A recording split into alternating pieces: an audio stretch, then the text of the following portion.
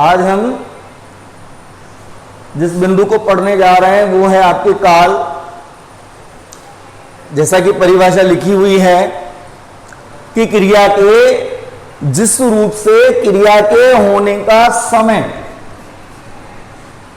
क्रिया के होने का समय या उस क्रिया की पूर्णता या उस क्रिया की अपूर्णता का बोध होता है, उसे हम काल कहते हैं। तो ये काल की परिभाषा हो गई है आपके कि क्रिया के जिस रूप से क्रिया के होने का समय, क्रिया पूर्ण हुई या अपूर्ण रह गई, इस बात का जो बोध कराता है उसे हम कहते हैं काल। इसके भेद की जब हम बात करें तो 3 प्रकार के हैं। आपको पता है भूतकाल, वर्तमान काल और भविष्य काल। ये 3 प्रकार के काल हैं। भूतकाल जो गुजर चुका है, जो हमारा अतीत है, गुजरा हुआ समय, उसे कहते हैं हम भूतकाल। वर्तमान जो चल रहा है, जो समय चल रहा है, उसे कहेंगे हम वर्तमान। और आगे आने वाले समय को हम कहेंगे भविष्य। तो ये आपके 3 प्रकार के काल हैं। इन 3 प्रकार के काल में हम पढ़ेंगे पहले भूतकाल। तो भूतकाल जो है, इसकी जब परिभाषा हम लिखेंगे तो जिससे बीते हुए समय का, गुजरे हुए समय का जो बोध होता है, उसे हमने कह दिया है भूतकाल। और इसके हम भेद जब पढ़ते हैं तो नंबर 1 पढ़ेंगे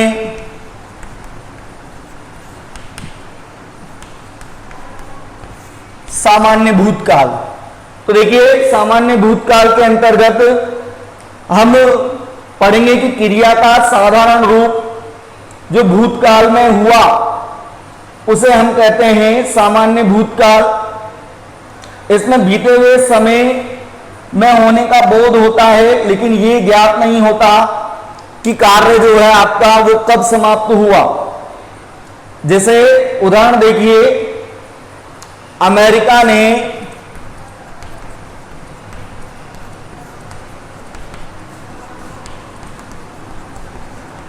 हिरोशिमा पर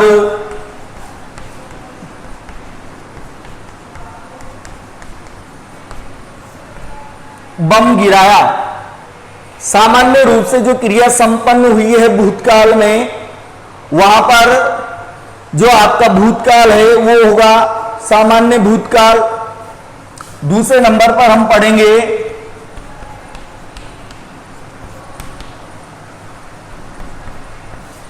आसन्न। आसन्न का मतलब होता है निकट। तो आसन्न भूतकाल में हम ये देखेंगे कि भूतकाल में तो हो क्रिया, लेकिन वो अभी अभी संपन्न हुई हो, तो उसे कहते हैं हम आसन्न भूतकाल। जैसे उदाहरण देखिए,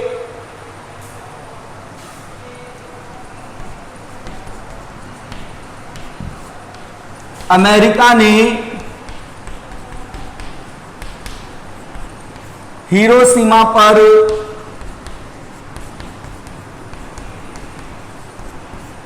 बम गिराया है। तो ये इस प्रकार देखिए आप भूतकाल के जो हम भेद पढ़ रहे हैं। सामान्य भूतकाल वह क्रिया जो भूतकाल में संपन्न हुई है, एक सामान्य रूप से जो संपन्न हुई है, उसे कहते हैं हम सामान्य भूतकाल। आसन्न, आसन्न का मतलब होता है बिल्कुल निकट।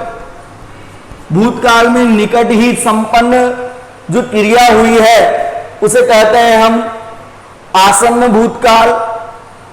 तीसरे नंबर पर हम पढ़ेंगे संदिग्ध भूतकाल।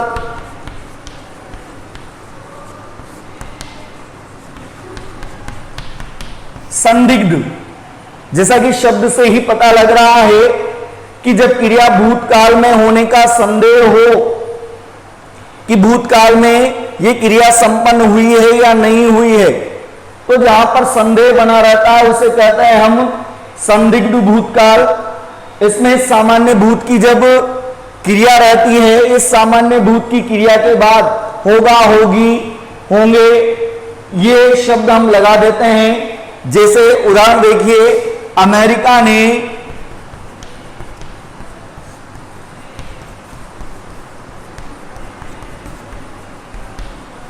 हिरोशिमा पर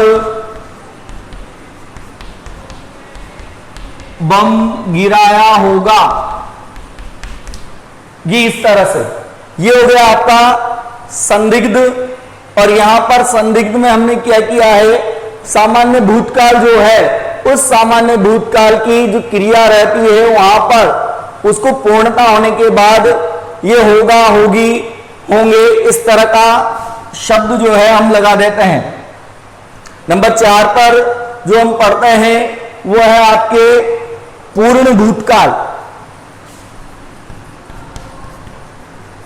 पूर्ण भूत, इस पूर्ण भूत के अंतर्गत देखिए आप, जब क्रिया भूतकाल में होना तथा समाप्त होना, भूतकाल में हुई और समाप्त भी हो गई है, उसे कहते हैं हम पूर्ण भूत। जैसे अमेरिका ने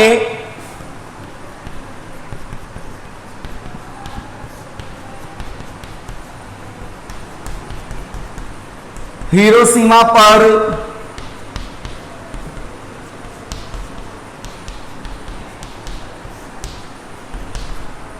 बम गिराया था, तो ये हमने भूतकाल के 4 वेद पढ़े। अगला नंबर 5 पर आता है आपके अपूर्ण भूत। और अपूर्ण भूत की परिभाषा इस पूर्ण भूत के बिल्कुल विपरीत है कि भूतकाल में तो क्रिया संपन्न हुई लेकिन अभी पूरी नहीं हुई है, तो उसे कहेंगे हम अपूर्ण भूत। जैसे उदाहरण देखिए, अमेरिका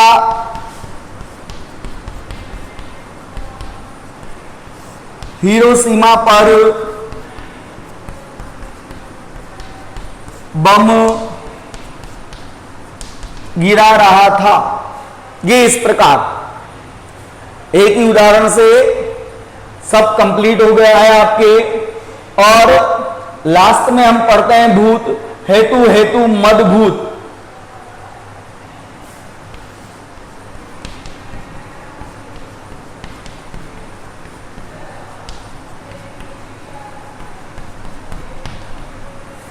इसमें एक क्रिया दूसरी क्रिया पर निर्भर रहती है, एक क्रिया का होना दूसरी क्रिया पर जहां निर्भर है उसे कहते हैं हम हेतु हेतु मदभूत। जैसे उदाहरण देखिए, यदि मैं आगरा जाता तो ताजमहल अवश्य देखता हूं। तो इस प्रकार देखिए आप, क्रिया जो है आपकी, उस क्रिया के होने के समय का, उसकी पूर्णता अपूर्णता का बोध कराने वाला जो है वो काल कहलाता है। 3 प्रकार के काल, भूतकाल जो गुजर चुका है, भविष्य जो आने वाला है, वर्तमान जो चल रहा है। भूतकाल के जो भेद हमने पढ़े वो 6 प्रकार के भूत पढ़े। सामान्य भूत, सामान्य भूत में क्रिया जो है भूतकाल में संपन्न हुई लेकिन एक सामान्य रूप से, जैसे अमेरिका ने हिरोशिमा पर बम गिराया, तो ये जो क्रिया है ये बिल्कुल सामान्य रूप से भूतकाल में संपन्न हुई है। मैंने पानी पिया, ये इस तरह के वाक्य जो हैं ये सामान्य भूत के अंतर्गत आएंगे। निकट भविष्य में, निकट भूतकाल में कोई क्रिया संपन्न हुई है तो उसे हम आसन्न भूत कहेंगे। जैसे अमेरिका ने हिरोशिमा पर बम गिराया है, भूतकाल में संपन्न हुई है, गिराया है, अभी निकट में ही ये संपन्न हुई, आसन्न भूत हो गया। जहां पर भूतकाल में क्रिया के होने पर संदेह बना रहता है उसे हम संदिग्ध भूत कहते हैं। जैसे अमेरिका ने हिरोशिमा पर बम गिराया होगा, पूर्ण भूतकाल में संपन्न हुई क्रिया और भूतकाल में ही वो पूर्ण हो चुकी है। तो अमेरिका ने हिरोशिमा पर बम गिराया था, अपूर्ण भूत जो क्रिया पूर्ण नहीं हुई भूतकाल में गिरा रहा था, और हेतु मदभूत। इसके अंतर्गत देखते हैं हम कि एक क्रिया का होना दूसरी क्रिया पर, यदि मैं आगरा जाता तो ताजमहल अवश्य देखता भूतकाल में। तो ये हो गए आपके 6 प्रकार के भूतकाल कंप्लीट हो गए हैं। इसके बाद हम देखेंगे वर्तमान काल। इसे देख लीजिए आप उदाहरण को एक बार अच्छे से।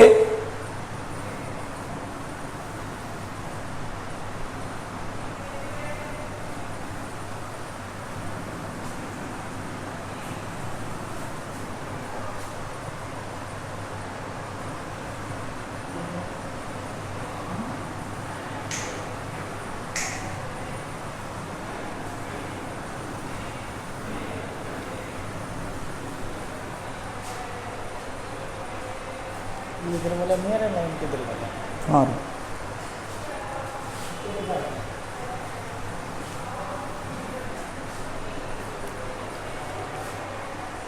अब हम पढ़ेंगे वर्तमान। जो अभी चल रहा है वो है आपके वर्तमान, और इस वर्तमान के अंतर्गत हम 3 प्रकार के वर्तमान पढ़ेंगे। एक पढ़ेंगे सामान्य वर्तमान, दूसरा पढ़ेंगे अपूर्ण वर्तमान, और तीसरा है आपके संदिग्ध वर्तमान।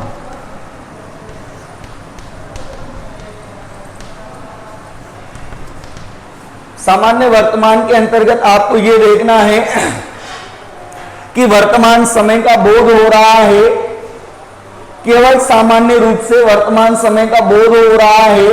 स्वभाव, आदत, सामान्य जीवन क्रम, ये स्वभाव, आदत या सामान्य सा जीवन क्रम जो है, उस सामान्य जीवन क्रम की जब अभिव्यक्ति होती है तो वहां पर आपका वर्तमान रहेगा सामान्य वर्तमान। उदाहरण देखिए, जैसे उदाहरण लिखा हुआ है, वह प्रतिदिन देर से घर लौटता है। वह प्रतिदिन देर से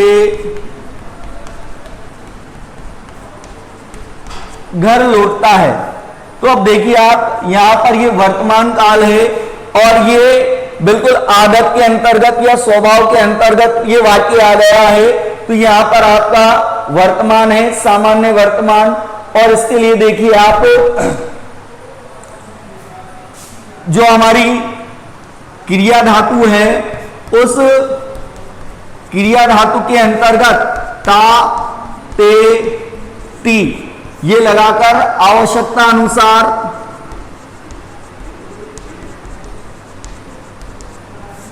हे, हो या हूं ये लगा दिए जाते हैं। जैसे ता है, ती है, ते है, ये इस तरह से इसकी क्रिया बनाई जाती है सामान्य वर्तमान की क्रिया। उदाहरण और भी देखिए, जैसे बच्चे रोते हैं, हवाएं चला करती है, ये सब आपके सामान्य वर्तमान के अंतर्गत जाएंगे। दूसरा हम पढ़ेंगे अपूर्ण वर्तमान, और इस अपूर्ण वर्तमान को हम तात्कालिक वर्तमान भी कहते हैं।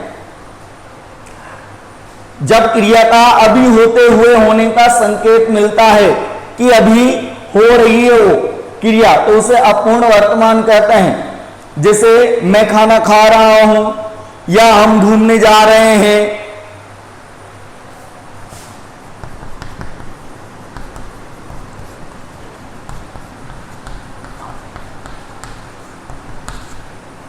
अब इसके अंतर्गत आप देखिए,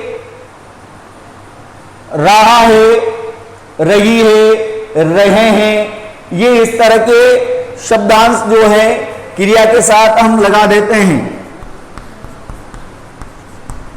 रहे हैं, रहा है, ये हो गया आपका अपूर्ण वर्तमान। इसके बाद चलता है आपके संदिग्ध। संदिग्ध का मतलब वही है कि वर्तमान काल में क्रिया के होने पर जब संदेह प्रकट हो तो उसे कहते हैं हम संदिग्ध वर्तमान। और इसमें जो लगाया जाता है क्रिया के साथ वो है ता होगा,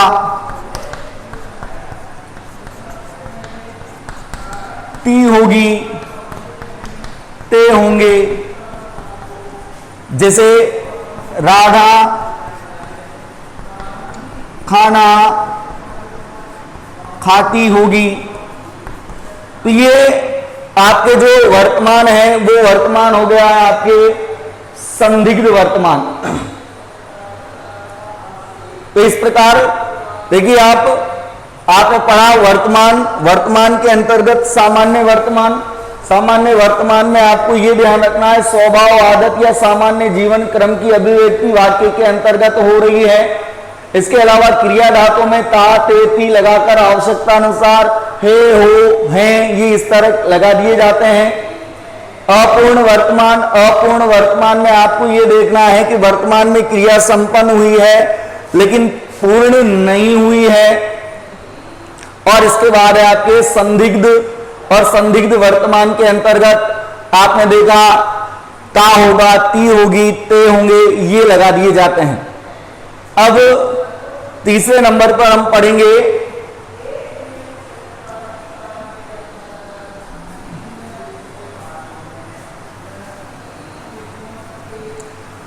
भूतकाल पढ़ लिया, वर्तमान काल के भेद हो गए।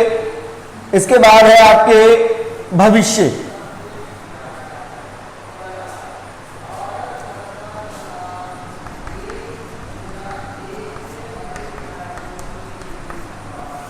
तो भविष्य काल जो है वो भविष्य काल भी हम 4 प्रकार का पढ़ेंगे। नंबर 1 पर आता है आपके सामान्य भविष्य।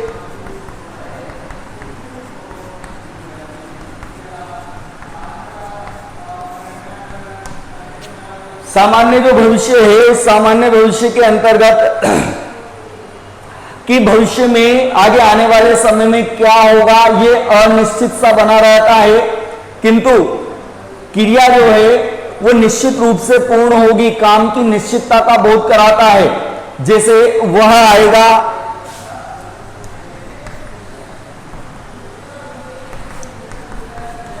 या राधा कल आएगी। आने वाले समय जो है उस आने वाले समय की निश्चितता का बोध कराता है सामान्य भविष्य। दूसरे नंबर पर हम पढ़ेंगे संभाव्य।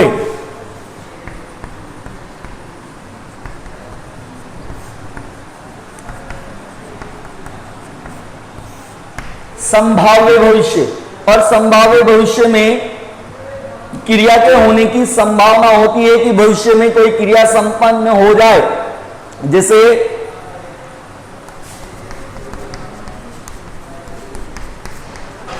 हो सकता है मैं कल जयपुर चला जाऊं, तो आगे आने वाले समय में संभावना बनी रहती है कि ये क्रिया संपन्न हो सकती है, उसे कहते हैं हम संभाव्य भविष्य। भविष्य में क्रिया की पूर्णता होगी, इस भाव को अगर व्यक्त किया जा रहा है तो वो है आपका संभाव्य भविष्य, ये सामान्य भविष्य। और तीसरे नंबर पर हम पढ़ेंगे अपूर्ण।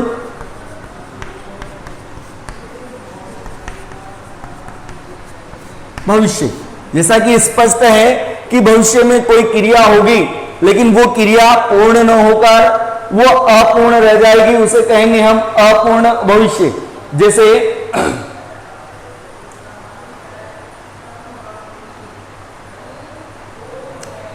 उदाहरण है ये, विद्यालय तो सालों तक चलता रहेगा,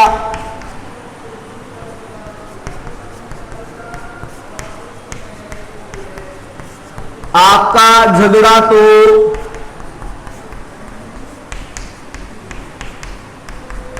होता ही रहेगा। तो ये इस तरह की क्रिया को आपको ध्यान में रखना है कि भविष्य में कोई कार्य है जो लगातार अगर चलता रहने का बोध हो रहा है तो वो हो गया है आपके अपूर्ण भविष्य। और नंबर 4 पर हम पढ़ेंगे पूर्ण भविष्य। पूर्ण भविष्य के अंतर्गत हम देखेंगे कि कार्य भविष्य में आगे आने वाले समय में निश्चित रूप से समाप्त हो जाएगा, पूर्ण हो जाएगा। तो वहां पर है आपका पूर्ण भविष्य। जैसे उदाहरण देखिए कि वे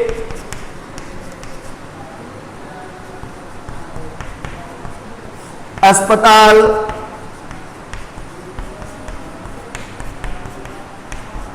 जा चुके होंगे। तो ये इस तरह से भविष्य काल है, आगे आने वाला समय है। इस भविष्य काल के हमने 4 भेद पढ़ लिए। सामान्य भविष्य कि आगे आने वाले समय में कोई कार्य जो है वो निश्चित रूप से पूर्ण होगा, इस तरह का भाव व्यक्त किया जा रहा है, तो वो सामान्य भविष्य है। किसी प्रकार की भविष्य में संभावना अगर व्यक्त की जा रही है वाक्य के अंदर तो वो संभाव्य भविष्य है। इसके अतिरिक्त कोई कार्य भविष्य में लगातार चलते रहने का भाव व्यक्त कर रहा है, वो आपका अपूर्ण भविष्य है। और पूर्ण रूप से जो कार्य इस भविष्य में संपन्न हो चुका होगा तो वहां पर आपका पूर्ण भविष्य है। ये इस प्रकार आपका जो काल है वो काल के भेद हमने पढ़ लिए हैं। इसके बाद अब अगले बिंदु में हम बाद में पढ़ेंगे।